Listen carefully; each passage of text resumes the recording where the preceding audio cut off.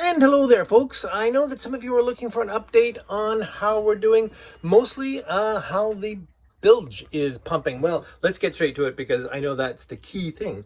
Well, I've been keeping a log, and several people have commented saying that I have maybe not been fully honest about the rate that the boat is pumping, and maybe it's a confusion about the terminology I'm using. I'm measuring the rate that the pump is pumping by comparing the ratio of on time to off time, and that's a percentage. So if it's on for 8 seconds and off for 2 seconds, that's an 80% duty cycle. In other words, it's pumping a lot. Well, that's what it was pumping when I launched. Currently, which I just measured at 4 o'clock, it is pumping for 3.3 seconds and off for 5.4 seconds. And this chart shows a absolutely steady but quite slow improvement. So the truth is, it's improving, but it is very, very slow. I've been talking to quite a few people, and you know, the 6 weeks out during two heat waves, has something to do with that.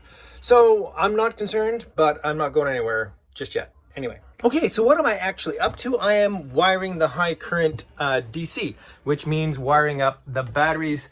So you can see the two battery banks. Those of you who've been following along are aware of that. Just starting to wire them up to the two big main buses under here. And this will be the negative and the positive bus. Running the wires through to underneath my little nav station seat. Now this is a little frustrating because I'm doing the final wiring, but in incomplete or interim cabinetry. So all the wires have to be the right length, and everything will realign when I redo all this in mahogany. So the two main battery switches are here, and an old Xantrex inverter, which I'm quite excited to have. It's a charge inverter, so that will be set up so I'll be able to run my fridge. So I'm just getting started up with the big interconnects to do the crossover on the battery switches and the charging relay. When I was doing this on Lloyd's boat, a few people asked me if that was indeed a charging relay or just a diode block. It is in fact a Blue Sea charging relay. What it does, it has two terminals and it has some smarts in it.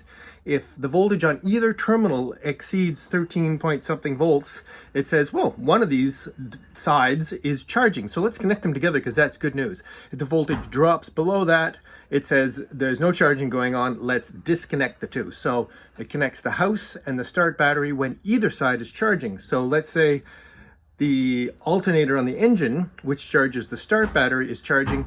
The charging relay says, oh, the start battery is charging, let's give some of that to the house bank. If the solar power, which I don't have yet, but soon will, is charging the house bank, the charging relay detects that the house bank is charging and says, how about I share some of that with the start battery? So it's actually quite a nice device and works very, very well. So also down here, I will end up having two beautiful 200 amp breakers. One will be for the windlass and one will be for the charger inverter. And then the nice thing about getting all this heavy duty stuff done is A, I can use my fridge when I go cruising, and two, I have the entire massive 8 battery bank available to me to keep the pumps running, which is a good thing. Pump, I keep saying pumps, but there's only one pump running. And then that is the final sort of big job before I can get to running up into the main panel. As you know, I've pretty much done a good chunk of the AC side, although it's certainly not finished, but the DC side is all ready to be looked after.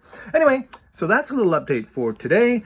Of course, it is Friday today, and I'm very much hoping to shoot a beer of the week quite shortly, and as a result, give you a proper, full, regular weekend episode tomorrow. Cheers, stick around, see you tomorrow.